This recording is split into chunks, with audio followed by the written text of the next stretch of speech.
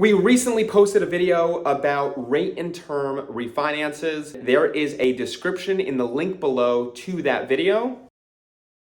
Wow, what I meant to say was there is a link in the description below. By the way, public service announcement, putting words in the right order to form a sentence, still important. Anyway, go watch that video because that breaks down everything that you need to know about a rate and term refinance. But for this video, we're going to talk about a cash out refinance.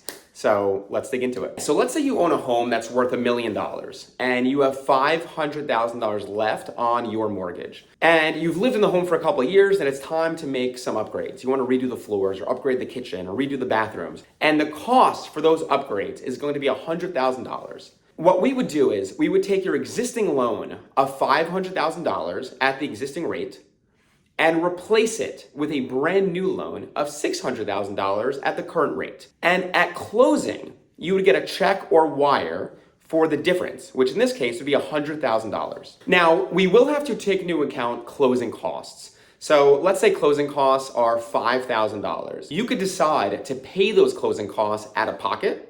And then at closing, instead of netting $100,000, you would net $95,000. But if you wanted to net exactly $100,000, we would simply need to increase that loan from $600,000 to $605,000. And then at closing, you would net the actual $100,000, or you could pay a portion of the closing costs out of pocket and wrap the other portion into the loan. These cash out proceeds can also be used to pay off debt, especially if it's credit card debt and you're paying high rates on that debt. It can also be used as a down payment on a future investment property. You can use it to save for a kid's college fund. Bottom line, when you have equity in your home, a cash out refinance is a great tool for wealth creation.